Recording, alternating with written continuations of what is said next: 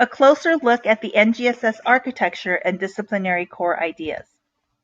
The session goals are to review the differences between traditional science standards and the NGSS, take a closer look at the architecture of NGSS, and finally to understand the disciplinary core ideas.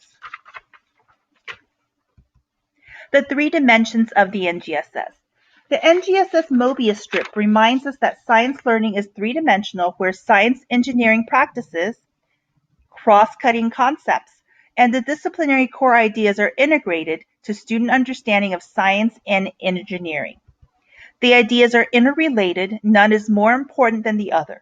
In this session, we will be focusing on the disciplinary core ideas. When you take a look at the NGSS structure, the topic is in the light gray box. Below the topic are all the performance expectations that student needs to demonstrate by the end of the school year, or in our case for high school, 9 through 12. In this case, there are 3 performance expectations that need to be addressed for this topic. The number of PEs vary by topic and DCI for every grade level. A performance expectation is also referred to as a PE. It includes a practice, a core idea, and a cross-cutting concept. This is what will be assessed.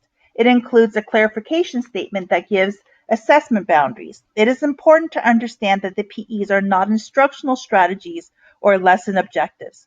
They state what students should know and be able to do after instruction.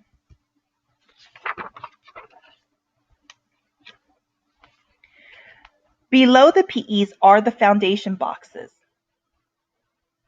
In previous sessions, you learned about the SCPs and the CCCs.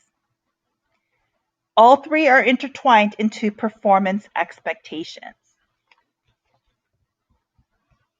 The orange box in the center is the disciplinary core ideas. These focus on the content of science. This is the actual knowing of science that you expect from your students.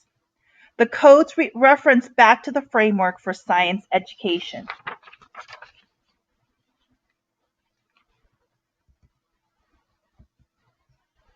On the left in the blue box are the SEPs. These are integrated into every performance expectation. These are the practices that scientists and engineers use in their work. Students need to practice these to become prepared for their future careers. On the right and in the green box are the cross-cutting concepts. These are the overarching themes that prevail through science. In this example, you can see patterns and cause and effect. All are things that run through all areas and branches of science.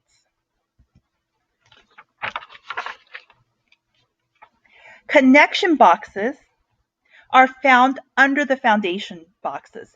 These show the connections to other NGSS standards and to the Common Core standards.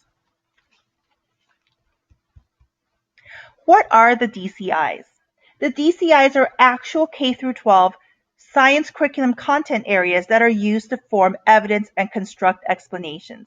The NGSS approach is that learning science is a continuous progression from kindergarten through high school that slowly and surely build on limited number of core ideas, which are described in greater and greater detail as the students age and their level of sophistication increases.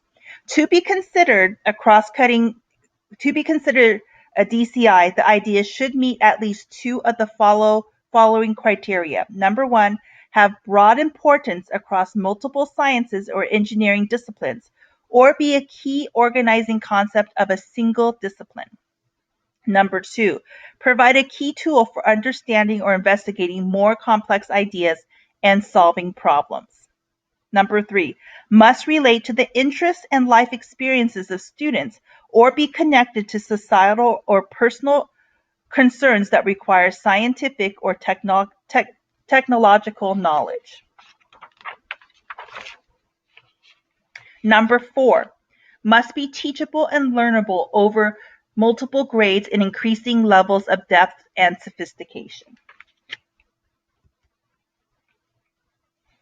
DCI's 4 domains: life science, earth science, physical science, engineering, technology, and the application of science. Each domain has topics, and within each of those are the performance expectations.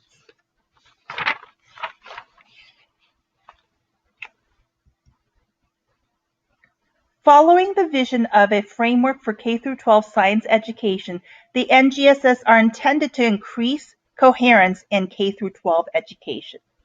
First, the framework is built on the notion of learning as a developmental progression. It is designed to help students continually build on and revise their knowledge and abilities, starting from their curiosity about what they see around them and their initial conceptions about how the world works. The goal is to guide their knowledge towards a more scientifically based and coherent view of the natural sciences and engineering, as well as the ways in which they are pursued and their results can be used. Second, the framework focuses on a limited number of core ideas in science and engineering, both within and across the disciplines.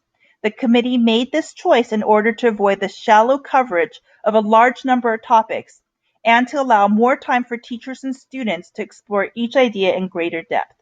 Reduction of the number of details to be mastered is intended to give time for students to engage in scientific investigations and argumentation and to achieve depth of understanding of the core ideas presented. Delineating what is to be learned about each core idea within each grade band also helps clarify what is most important to spend time on and avoid the abundance of detail to be learned with no conceptual grounding.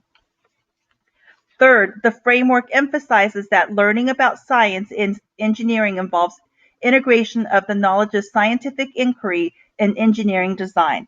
Thus, the framework seeks to illustrate how knowledge and practice must be intertwined in designing learning experiences in K-12 science education.